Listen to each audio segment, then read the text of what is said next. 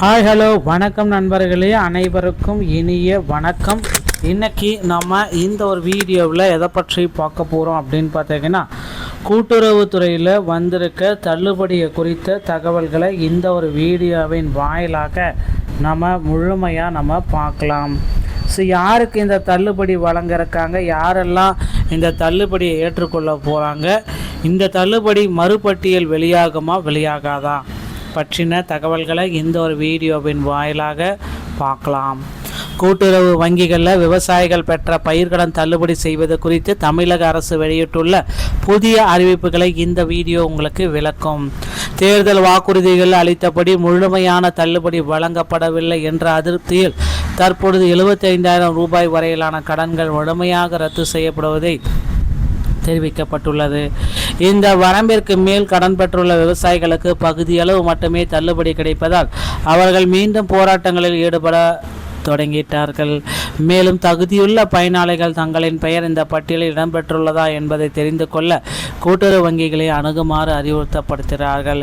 விவசாய கடன்களை தொடர்ந்து 5 சவரனுக்குட்பட்ட நகை கடன்கள் தள்ளுபடி குறித்து அறிவிப்பு விரைவில் வெளியாகலாம் என்ற எதிர்பார்ப்பும் எகிரி கொண்டிருக்கிறது. ஸோ இந்த நடவடிக்கையின் மூலம் சுமார் 14 லட்சத்துக்கு அதிகமான விவசாயிகள் பயனடைவார்கள் என தெரிவிக்கப்படுகிறது. இதை பற்றின ஒரு முழுமையான தகவலாக வீடியோவில் பார்க்கலாம். நீங்கள் நம்முடைய சேனல் முதல் முறையாக பார்க்குறீங்க அப்படின்னா மறக்காமல் ஒரு சப்ஸ்கிரைப் பெல்ல கிளிக் பண்ணி வச்சுக்கோங்க. சிறு மற்றும் குறு விவசாயிகளுக்கு 75,000 வரையிலான கடன்களுக்கு முழுமையாக தள்ளுபடி. இதர விவசாயிகள் 75,000 ரூபாய்க்கு மேலே கடன் வாங்கியிருந்தீங்கன்னா 35,000 ரூபா மட்டும்தான் தள்ளுபடி.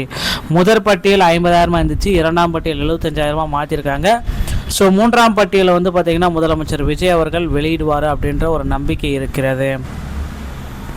14.43 லட்சம் பயனடையும் மொத்த விவசாயிகளுடைய எண்ணிக்கை.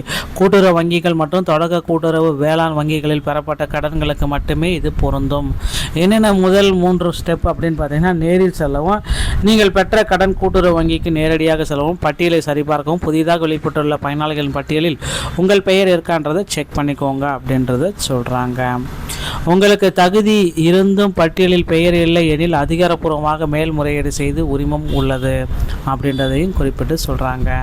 தேர்தல் வாக்குறுதியும் தற்போதைய உண்மை நிலை. 5 ஏக்கருக்குட்பட்ட அனைத்து விவசாயிகளுக்கும் 100% தள்ளுபடி. முதற் பட்டியலில் 50,000, தற்பொழுது மறுபட்டியலில் 75,000 வரை உச்ச வரம்பு.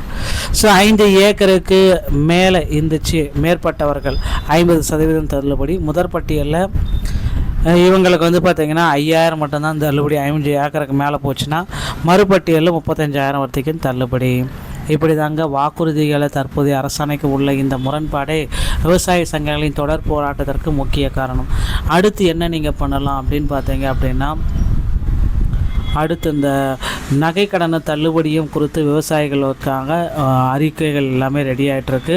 ஸோ விவசாயிகளுடைய 3 முக்கியமான காரணிகள் என்ன நடக்குது அப்படின்னு பார்த்தீங்கன்னா, வாக்குறுதிகள் மீறல். தேர்தல் அறிக்கையில் உச்சவரம்பு பற்றி குறிப்பிடாமல் தற்பொழுது நிபந்தனைகள் பல விதிக்கப்பட்டிருக்கு. அதனால் வாக்குறுதிகள் மீறல். நிதி ஒதுக்கீடு குறைவு. 2021 ஆண்டு வழங்கப்பட்ட பயிர்க்கடன் தள்ளுபடியின் ஒப்பீடுகளில் தற்பொழுதைய நிதி மிகவும் குறைவு என சுட்டிக்காட்டு.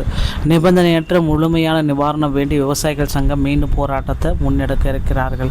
இதை மாற்றி அமைக்கணும் அப்படின்ற மாதிரி கோரிக்கைகள் போயிட்டுருக்கு. கண்டிப்பாக பார்த்திங்கன்னா இதை மாற்றி அமைக்க போகிறாங்க. ஸோ கண்டிப்பாக அடுத்த எதிர்பார்ப்பு அப்படின்றது நகைக்கடன் தள்ளுபடி. 5 சவரனுக்குட்பட்ட நகைக்கடன்களை முழுமையாக தள்ளுபடி செய்கிறதுக்கான ஒரு அரசாணை வரும் அப்படின்றத எதிர்பார்க்கலாம். கூட்டுறவு வங்கிகளில் வாங்கிய நகைக்கடன்களுக்கு இந்த அறிவிப்பு கட்டாயம் வரும். ஸோ கூட்டுறவு வங்கிகள் பார்த்திங்கன்னா அதிகமாக எதிர்பார்ப்பு. பொதுத்துறை வங்கிகள் சந்தேகம்தான். தற்பொழுதைய நிலவரம் 14.43 லட்சம் பயனாளிகள் திருத்தப்பட்ட அரசாணையின் மூலம் ஓரளவு பயனடைவார்கள். நிதி நெருக்கடியால் நிபந்தனைகள் கூடிய 75,000 35,000 அரசு செயல்படுத்தி வருகிறது. நிபந்தனையற்ற 100% தள்ளுபடியை வலியுறுத்தி புதிய அறிவிப்புக்காகவும் போராட்டத்துக்காகவும் காத்திருக்கிறார்கள். தொடர்ந்து போராட்டங்களை நடத்திட்டு வராங்க. முதல்வர் விஜய் அவர்கள் ஜூலை 15ஆம் தேதி முக்கிய முடிவு எடுப்பார் அப்படின்றத எதிர்பார்க்கலாங்க. இந்த மாதிரி தகவல்களை நீங்கள் உடனுக்குடன் பெற நீங்கள் நம்முடைய சேனலோடு இணைந்தீர்கள். மீண்டும் ஒரு நல்ல தகவலுடன் நான் உங்களை சந்திக்கிறேன். நன்றி, வணக்கம், தேங்க்யூ.